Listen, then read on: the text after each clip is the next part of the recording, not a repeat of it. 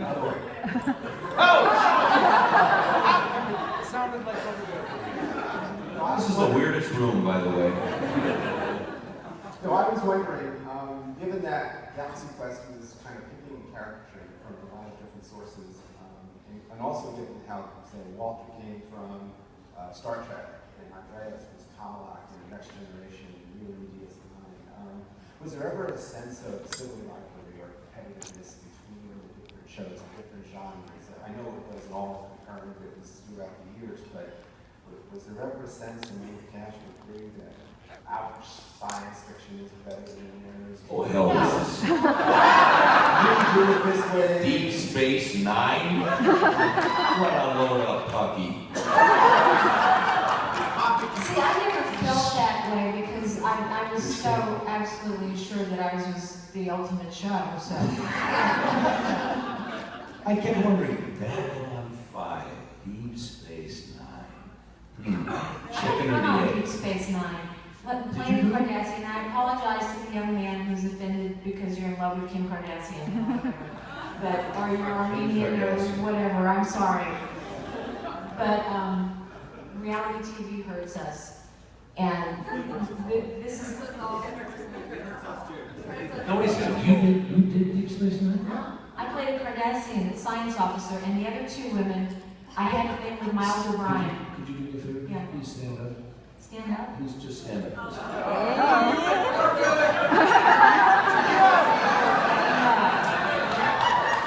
I just wanted to see if there was a Kardashian there, that's all.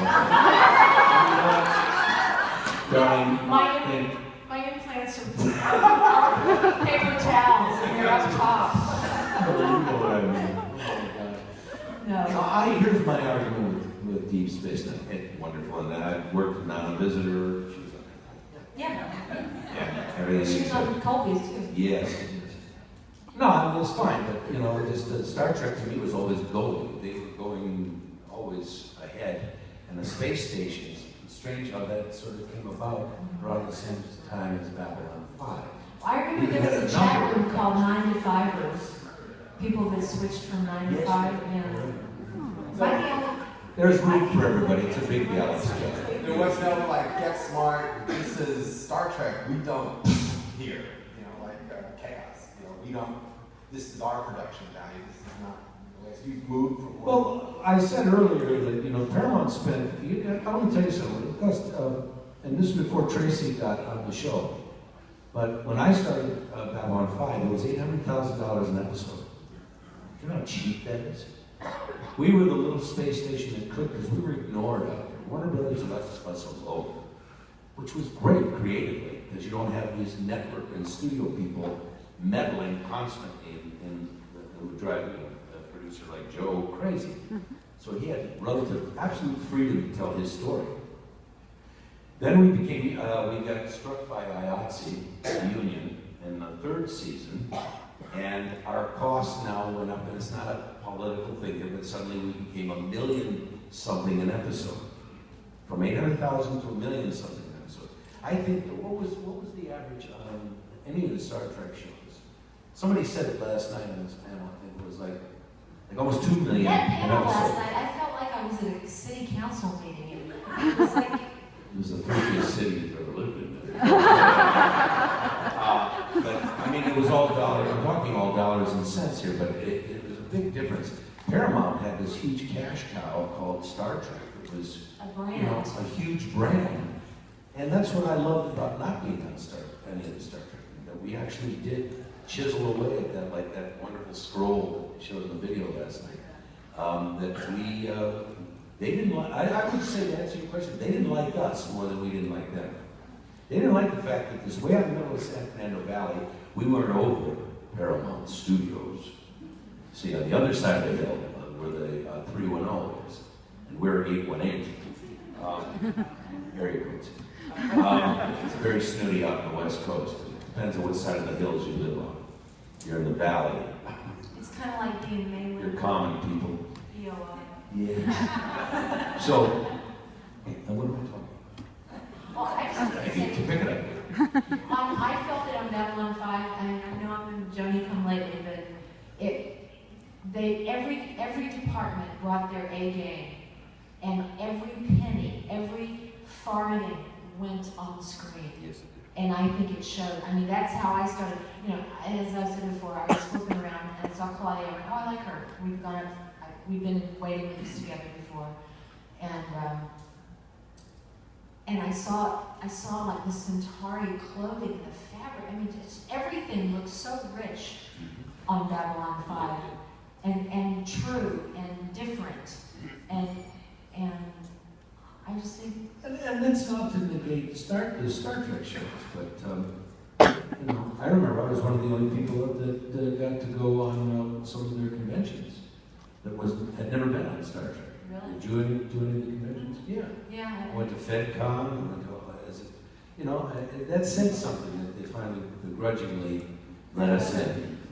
But nonetheless, they did. So I think that's, you know, it's. I just want to say one thing. When I was a Cardassian, I had a thing with Miles O'Brien, right? Because on Cardassia, if you're combative with someone with the opposite sex or same sex, whatever, and that means you like them. So I thought that Chief Miles O'Brien had it in for him, had the hots for me, and the other two science officers, the other two women, were very, very claustrophobic in that makeup. So they would have to take breaks. Like every 20 minutes they'd go and have to lie down and drink water and just, you know, chill a little bit. So I would take that opportunity to walk around the lot at Paramount and come up to the children on field trips and tell them I was going to eat them. I would say like the president of Paramount and go, hey, dream bulge. And finally, security called the set and said, could you guys try to keep your aliens contained?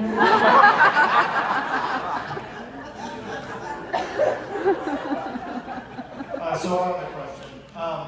One of my favorite scenes from Galaxy Quest is the chopper scene. When they come up and they've got this chopper. Writers write a lot of weird stuff. What have been things you've encountered where if you saw them in the real world, you'd be, forget this? On our show? On your show. Or shows. Boy, we never had a choice. I know, I have, because on Voices in the Dark, it was all green screen. Imagine a room bigger than this that's all Sprite lime green. And we rehearsed the scene with the priest, we rehearsed it. We're in my quarters, okay? But it's just all green screen and the furniture. And we rehearsed the scene till we had it down just syllable for syllable. And then we're rolling, and it's time for me to show him to the door. And I said, come, Father, try to get some rest. And I stand up and I go, where's the door? And Joe goes, it's wherever you want it to be. And so I tried to stay in character and went, right this way, Father. You guys have been so wonderful. Thank you for your time.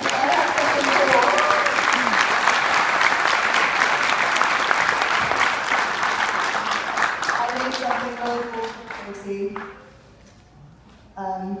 I just wanted something for her house. And this says, in French, never give up, never surrender.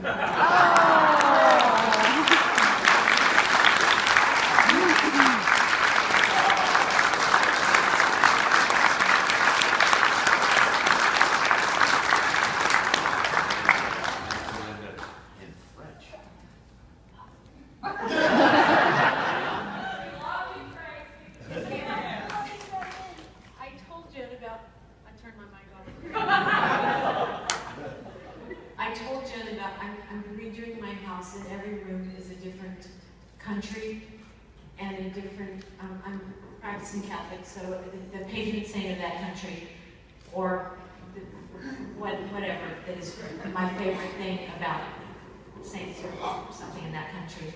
And I told her about a scroll that I made for the French room, and I made this parchment scroll, and it says, "L'Éternel est mon berger, je ne manquerai pas." And that means the Lord is my shepherd, I shall not want. She gave me this for the room, and this is, did I tell you the color? This is the color of the form. It's this. I'm